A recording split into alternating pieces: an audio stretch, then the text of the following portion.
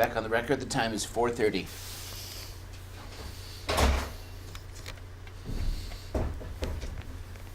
You had a question? You were gonna review that article. So you're gonna review it, the context. I don't know how much of it you're gonna read. Did you plan to read the whole thing, or? I don't know. Or I didn't just a know. paragraph? Let me go look at the question. I didn't. I'll For tell you some what. reason, I think in he- that 10-minute break or 15-minute break, I don't remember the question. So let me go look at the question. It's not a problem.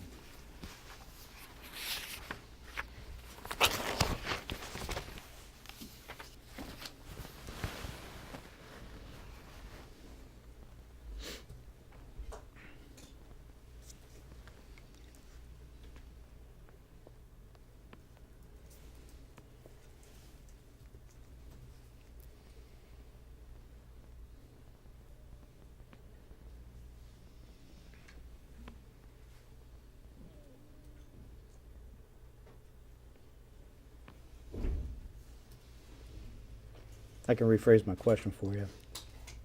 Withdraw the previous one and just ask you again. You can do whatever you want. It's your deposition. Well, let me do this. Maybe I'll speed it up a little bit. You see where I'm on page 844 of Exhibit 5. You with me? I am. You see where it says residual effects and sequela? Yes. And the second paragraph starts with, it's italicized. Yeah. And the first sentence says, the literature on neurobehavioral sequela and long-term consequences of exposure to recurrent head trauma is inconsistent. See that sentence? I do.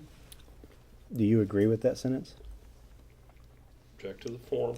I don't agree or disagree. It's vague and ambiguous Okay. You see by one, two, itself in isolation. okay. You see 1, 2, 3 lines down from that, there's a sentence that starts, however, there is much more. Yes.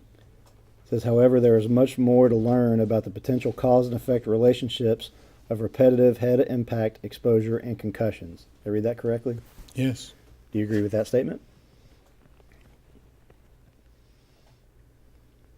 Object to the form. Yes and no, in part. What don't you agree with about that statement? If you just take it in isolation, it says potential cause and effect relationship. There's no potential. It's definite that there's a cause and effect relationship between repetitive head impact and concussions. No question about that. So that's not a potential. That's an existing, established relationship. Well, is it possible to have repetitive head impact without a concussion?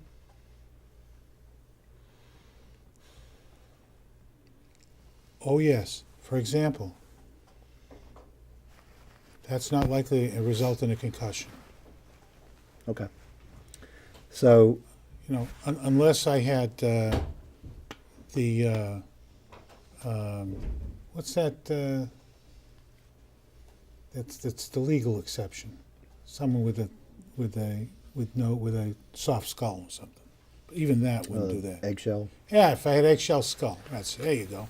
Yeah, we can work together sometime. No problem.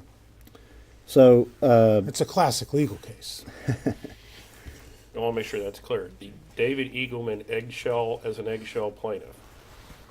I like that. as stated by Mr. Egdorf. Yes. Okay, so that just to get our bearings again, I'm looking at the sentence that says, however, there is much more to learn about the potential cause and effect relationships and repetitive head impact, exposure, and concussions. Are you with me?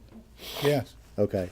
Now, 1, 2, 3, 4 lines down from that, there's a sentence that says, it starts with a cause and effect relationship. You with me? Yes. It says a cause and effect relationship has not yet been demonstrated between CTE and SRCs or exposure to contact sports. As such, the notion that repeated concussion or subconcussive impacts cause CTE remains unknown. Did I read that correctly? Yes. Do you agree or disagree with that statement? Disagree. Do you disagree with it for the reasons you stated this morning when you were providing the long answer, at least in part the long answer Object to the form. You know, this morning when you spoke for a few hours, I know what you. Object to the form. Yeah, go ahead. Sorry, go ahead. I didn't mean to interrupt you. the reason you disagree, was it included within the statements that you made this morning? No, there's a lot of other reasons. Okay. Some of the reasons I disagree were included this morning, but there's a lot of other reasons. Is there any portion of that statement that you agree with? Of the last sentence? A cause and effect relationship has not yet been demonstrated between CTE and SRCs or exposure to contact sports. As such, the notion that repeated concussion or subconcussive impacts cause CTE remains unknown. Is there any part of that statement that you agree with?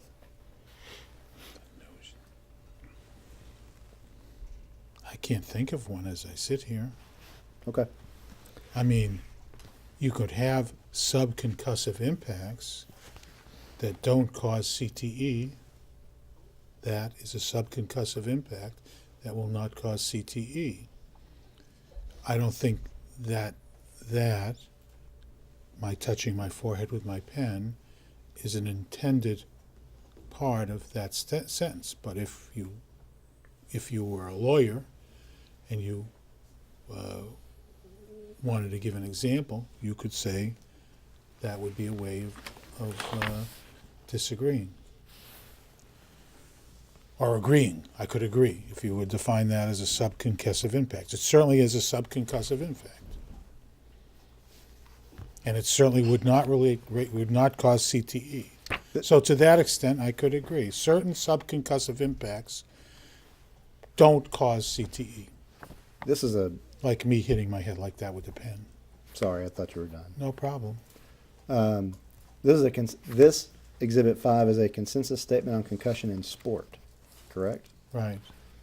So typically head impacts in a sport would be harder than the way you're tapping on your head right now. Object to the form. Well, it doesn't define sport, you know? Okay. And so, you know, Kevin and I could be, saying, how fast can we compete with each other, okay, to touch our head with our pens? And Tess could be counting, okay? And that would be a competitive event, and it involves physical activity, so it might be considered a sport by the technical definition of a sport.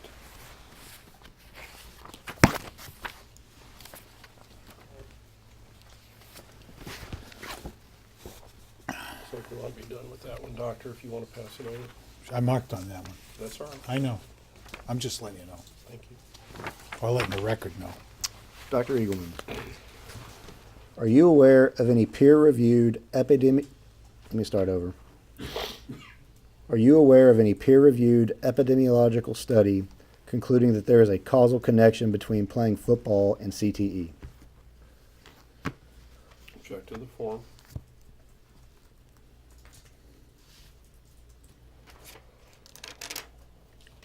I think the BU studies say that. What BU study are you referring to? I think McKay's got some publications on that. There's the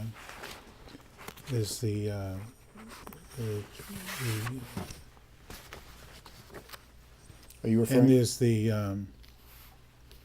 yeah. So let's stick with that one. Are you talking about repetitive head impacts and chronic traumatic encephalopathy? Yeah, I think so. That's the one where they did the is it the JAMA one?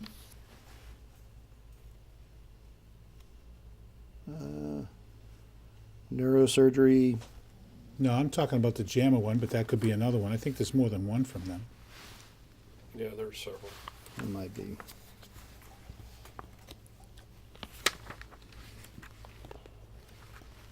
You know when what? We got the list. Do you know You when? got the list of all these things on the wall?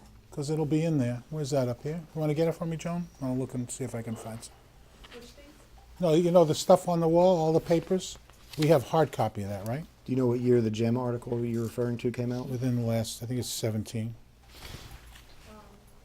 We do not have hard copies. No, just the white ones. I don't know if it's what you intend to ask him. I can tell you just to be helpful. It sounds like he's referring to the July 2017 JAMA article, but you may have a different one in front of you. But that's what he's, I think, Yeah, I referring know. to. Let me see if Look at that. can we go off Very right? impressive. Can we go off the record 1 second? Let me see if I have it printed out somewhere else. Sure. Going off the record, the time is 4:40. This won't take